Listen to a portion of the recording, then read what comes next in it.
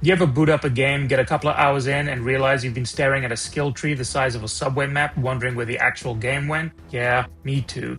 Somewhere along the way, the industry decided that every game needed everything. Crafting, gear score, 3 separate skill trees, a resource you have to mine, a second resource you have to mine to upgrade the thing that mines the first resource. And look, systems aren't the enemy. Good systems are great, but some games took generally brilliant ideas and buried them under so much stuff that you can barely find the fun anymore. So here were 5 games that were ruined. Okay, ruined is a bit strong. Let's say actively sabotaged by too many systems. This is my last fight. Number 5, Mass Effect Andromeda. Now, Andromeda had enough problems, we've all seen the faces, but underneath the launch jank was a genuinely fun shooter with good combat. Jetpacks, finally. And then the game went cool. Before you enjoy that, please scan 17 planets. Anomaly detected.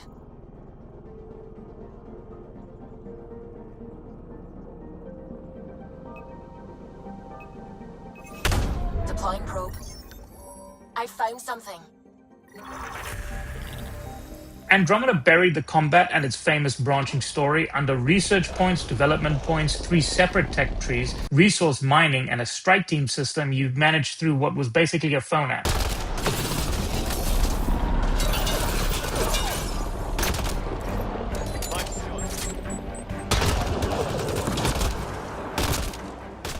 You wanted to shoot aliens in the face, you wanted to choose Renegade. The game wanted you to do inventory management for the Andromeda Initiative's HR department. There's a game in there, it's just wearing 7 menus as a disguise.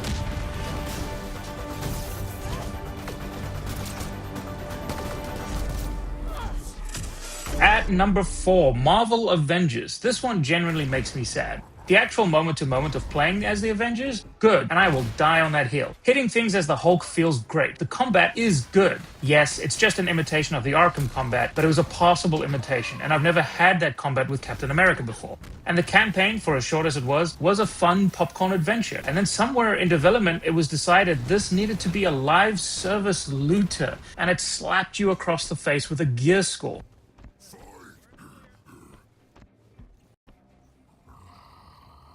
Do we need a gear score and armor pieces in our Avengers beat 'em up? No, but fine, whatever. Here's the part that breaks my brain. You get a piece of purple legendary loot, equip it, and your character looks exactly the same. The gear didn't change how you look, it just changed a number. You were grinding a loot game where you couldn't even see the loot. It's a superhero game where the actual superpowers were gated behind a spreadsheet. It's no wonder Crystal Dynamics Thanos snapped this one out of existence, honestly.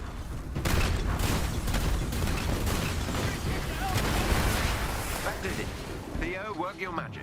Number 3, Halo Infinite. And this one stings because the shooting is back. Infinite plays incredibly. The grapple shot is one of the best toys in any shooter. Master Chief is fun again. So naturally, they put him in a Ubisoft open world.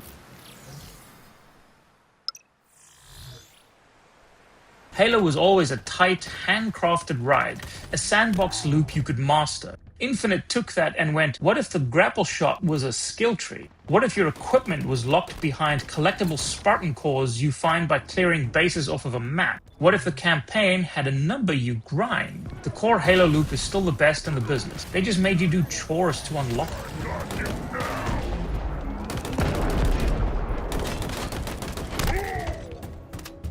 And number 2, Assassin's Creed Odyssey. Now, arguably you could put any of the modern Assassin's Creed games here. You know which ones I mean. But this list was meant to be games made worse by adding too much. And I guess here's my hot take in a video of hot takes. But I don't think adding these systems did a thing to those other games. You could have removed every loot piece, gear score, and upgrade material out of Valhalla, and it still would have been poop.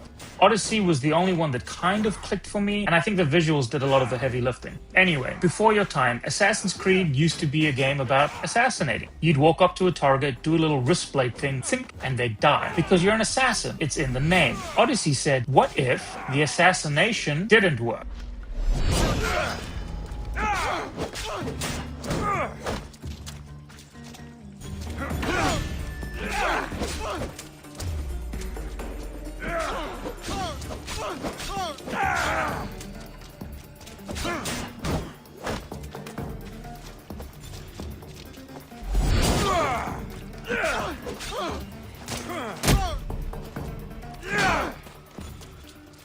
Because the enemy is 3 levels above you, your insta-kill blade now does 40% damage, and now you're in a slugfest with a guy who's tanking stab wounds because the gear score system says so. So you go grind, so you can do the thing the game is named after.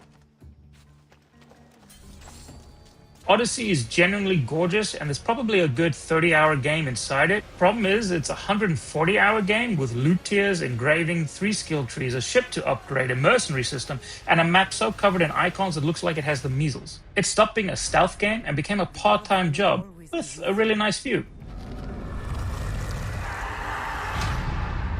Embrace this journey, my child, as this is your Odyssey.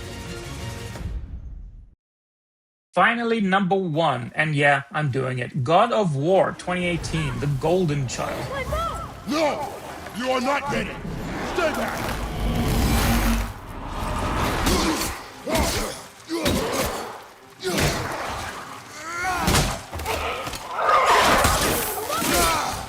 Wait. Before you riot, the game's great. Obviously, it's great. The combat is meaty, the axe is perfect, the boy jokes write themselves. But I'd argue it's great despite a pile of systems it absolutely did not need. This is a cinematic, handcrafted narrative action game, and it's wearing a full looter RPG over it like a coat 2 sizes too big.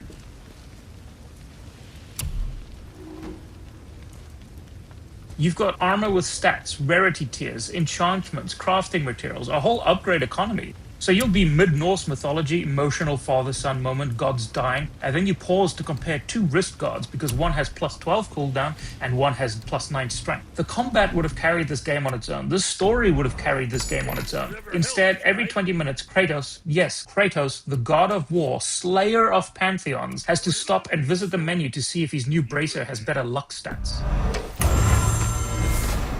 It's the perfect example of the whole problem. Nobody needed God of War to be a loot game. It became one anyway, because in modern gaming, everything does.